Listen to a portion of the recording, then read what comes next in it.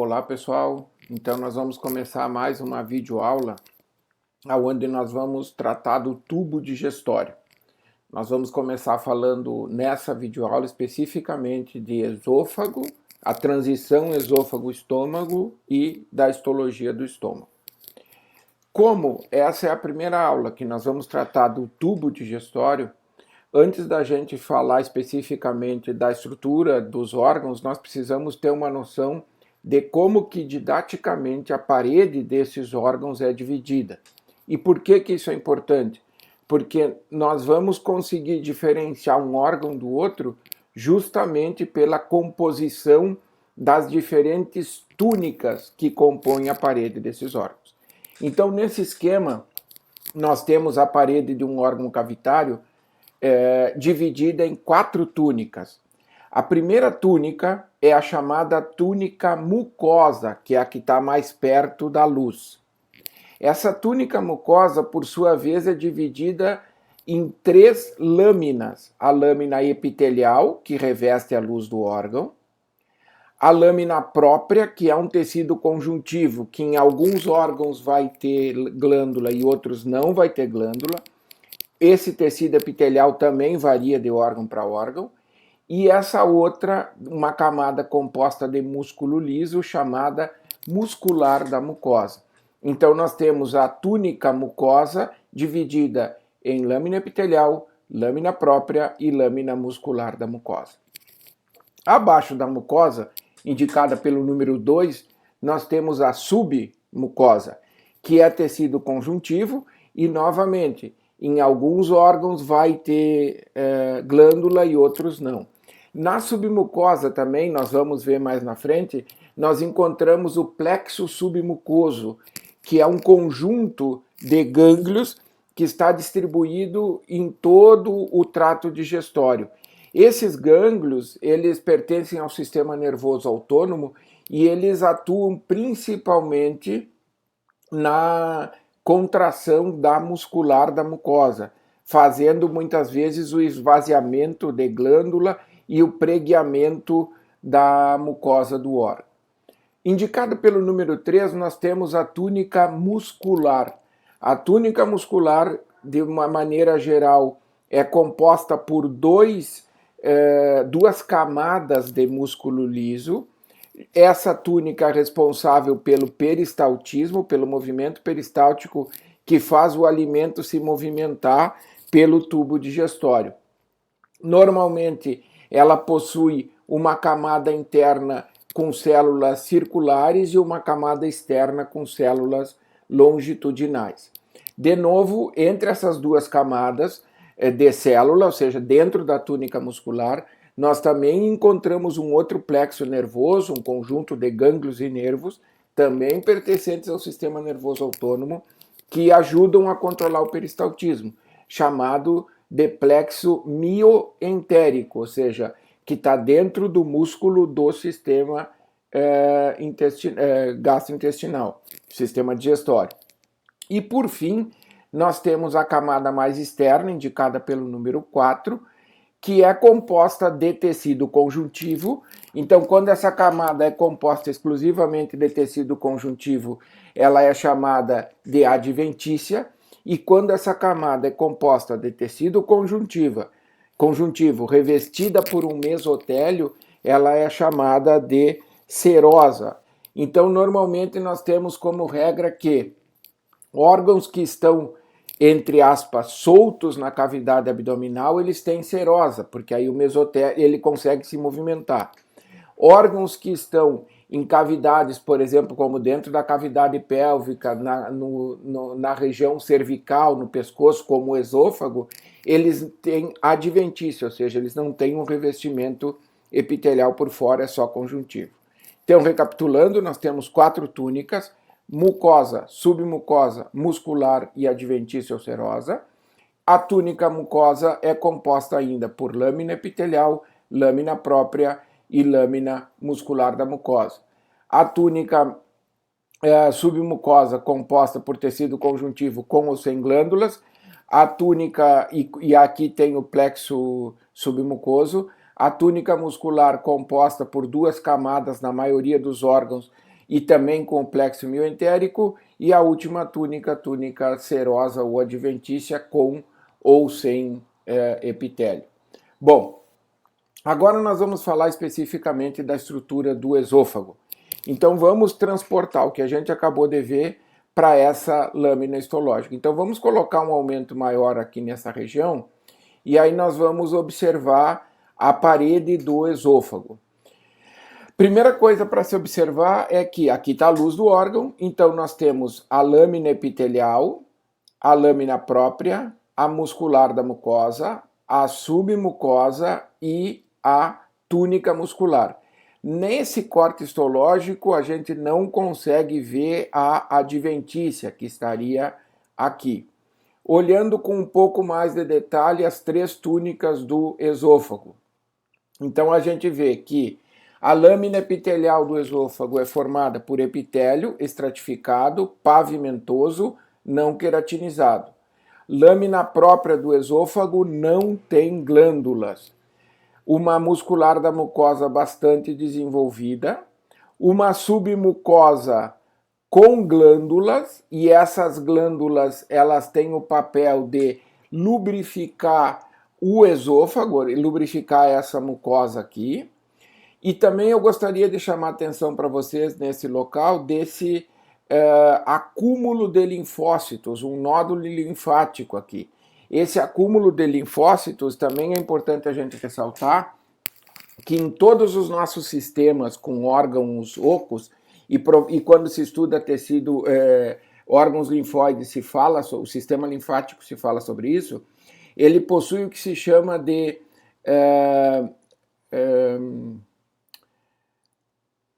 tecido linfóide associado às mucosas. Então, como é uma área que está muito sensível à entrada de micro-organismos, existe uma grande proteção de células do sistema de defesa. Então, se vê ao longo de todo o trato digestório, trato respiratório, trato geniturinário, a presença disso aqui. Por ser específico aqui do sistema digestório, a sigla que se usa do inglês é GALT, G-A-L-T, que é tecido linfóide associado à mucosa gástrica, ou da mucosa do sistema digestório, tá? Então, mucosa com as três lâminas, submucosa com glândula, e no esôfago a gente não consegue ver direito essa divisão de circular e longitudinal, fica um pouco mais difícil de ver. Mas um outro detalhe também para se falar da muscular do esôfago é que no terço proximal ela é de músculo estriado esquelético, diferente de todo o resto, enquanto que no terço distal essa musculatura já é de músculo liso. Por que é assim? Justamente com o objetivo da deglutição, porque a deglutição é voluntária. Então nós precisamos ter músculo estriado esquelético que faça com que o esôfago relaxe no momento que a gente faz a deglutição, tá? Então, o que é importante ficar claro aqui do esôfago? A lâmina epitelial, que é composta de tecido epitelial estratificado pavimentoso não queratinizado, e que ele tem glândula na submucosa e a lâmina própria não tem nada. Aqui a gente consegue ver um pouco das duas camadas de músculo liso, de músculo, que aqui às vezes pode ser liso, às vezes pode ser estriado, dependendo do local onde foi feito o corte, que formam a túnica muscular do esôfago. Nesse corte histológico, a gente vê exatamente o local da junção do esôfago com o estômago, ou seja, um corte histológico da região do cárdia, a entrada do estômago. Então aqui, num aumento maior, a gente consegue ver a transição que existe entre o epitélio estratificado pavimentoso não queratinizado da mucosa esofágica para o epitélio cilíndrico simples que forma a mucosa do estômago. Então observem que é uma transição bastante abrupta, termina um epitélio e já se inicia o outro, então é bem fácil de identificar isso. E também chamar atenção para vocês de novo do nódulo linfático aqui como componente do GALT. Nós vamos falar um pouco mais na frente com mais detalhes sobre isso, mas observem aqui que nesse local, nessa região do cárdia, existem glândulas mucosas e essas glândulas produzem secreção que é liberada na luz do órgão justamente para proteger o esôfago, na região do hiato. Isso aqui anatomicamente na região do hiato esofágico. Então, o importante dessa lâmina é nós vermos basicamente essa junção aqui. As estruturas da parede do esôfago nós já falamos, e aí agora nós vamos passar a falar da estrutura da parede do estômago. Então, nesse esquema aqui, nós podemos ver a parede do estômago, um esquema do estômago, e chamar atenção para alguns aspectos. Primeiro aspecto importante a chamar atenção é a túnica muscular do estômago. Eu falei que a base do sistema digestório são duas camadas de músculo liso. O estômago, por ter uma luz dilatada, ele precisa de uma túnica muscular mais resistente, mais forte. E por isso que ele tem 3 camadas de músculo liso. Ele tem uma camada interna oblíqua e aí depois ele mantém a mesma coisa. Uma circular, que nesse caso é no meio, e uma longitudinal, que é a mais externa. Então, o estômago tem 3 camadas de músculo liso. Importante também o que eu já comentei, as glândulas da região do cárdia produzem muco, da mesma forma que as glândulas da região pilórica produzem muco. Já as glândulas da região do corpo e do fundo do estômago, elas produzem o suco gástrico, que nós vamos entender um pouquinho mais deles no próximo passo. Bom, visto isso, nós temos, como eu comentei, aqui nós temos um esquema da parede do estômago, tá? Então, o estômago, primeiro, ele possui uma túnica mucosa, composta por um epitélio cilíndrico simples. Esse epitélio é mucíparo, nós já vamos ver, ele é rico em muco justamente para proteger do pH ácido. Ele possui essas fossetas ou fovéolas gástricas, que é o local onde a glândula desemboca. A lâmina própria, que no esôfago era só tecido conjuntivo, no estômago, ela é onde estão as glândulas. Então, as glândulas gástricas estão na lâmina própria, e uma muscular da mucosa. A submucosa do estômago é pouco desenvolvida, ela não tem glândulas. Nós temos a muscular, como eu já falei, com 3 camadas, e a serosa, porque ele está dentro da cavidade abdominal, ou seja, tem tecido conjuntivo e um mesotélio. Então, olhando com um pouco mais de detalhes, nós não vamos entrar em muitos detalhes funcionais, mas as glândulas da porção fúndica e do corpo do estômago, elas têm basicamente 3 tipos celulares. Tem as células parietais, as células principais e as células enteroendócrinas. Como se vê aqui no esquema, na região mais do fundo da glândula, nós temos que as células parietais são as células que produzem íon hidrogênio e íon cloro, responsáveis pela diminuição do pH do estômago. As células principais, elas produzem pepsinogênio, que, em contato com o ácido clorídrico, se transforma em pepsina, que é a enzima ativa que digere principalmente as proteínas. E as células enteroendócrinas produzem hormônios que são relacionados ao processo digestivo. Então, recapitulando, nas glândulas nós temos células principais que produzem pepsinogênio, células parietais que produzem íon hidrogênio e íon cloro, que quando liberados eles se unem e formam ácido clorídrico, permitindo a redução drástica do pH do estômago, e essa redução gástrica ativa o pepsinogênio em pepsina. E também existem células enteroendócrinas. Então vamos olhar nessa lâmina aqui os detalhes do que a gente acabou de ver no esquema. Então, a mucosa gástrica ela é composta pela lâmina epitelial, a lâmina própria glandular e uma muscular da mucosa. Depois nós temos a submucosa, que não tem glândula, aqui a gente só vê um monte de vasos sanguíneos.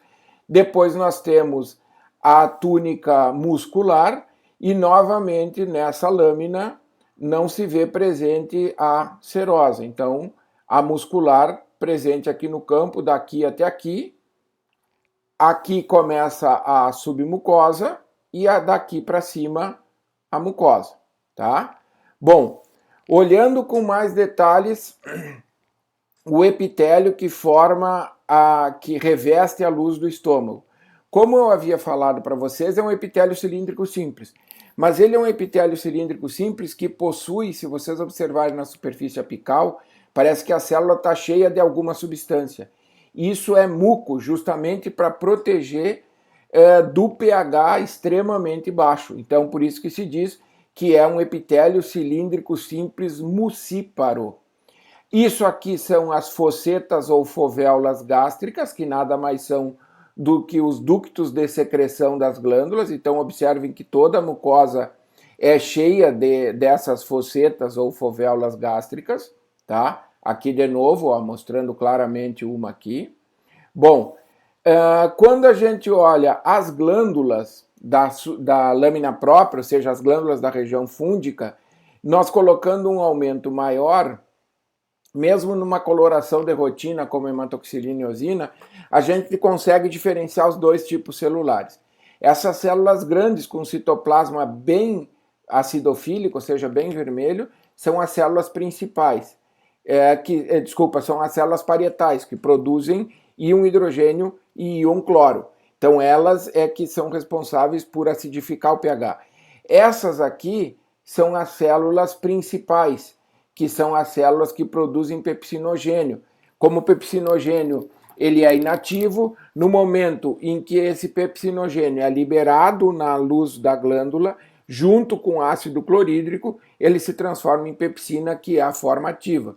Porque se a pepsina fosse liberada ativamente nessa região, ela provocaria a lise disso aqui, porque ela digere proteína, tá? As células enteroendócrinas só com coloração específica. Então, finalizando, células parietais e células principais, facilmente distinguíveis nessa lâmina. Bom, nós vamos aproveitar essa lâmina também para ver os dois tipos de plexo que existem, que eu falei lá. Primeiramente, nós vamos falar do plexo mioentérico. Então, observem aqui, eu vou reduzir um pouco o aumento para que a gente consiga ter uma noção que nós estamos dentro das túnicas dentro das camadas da túnica muscular. Então, isso aqui é o que se conhece por plexo mioentérico. E como é que eu sei que isso aqui é o plexo mioentérico?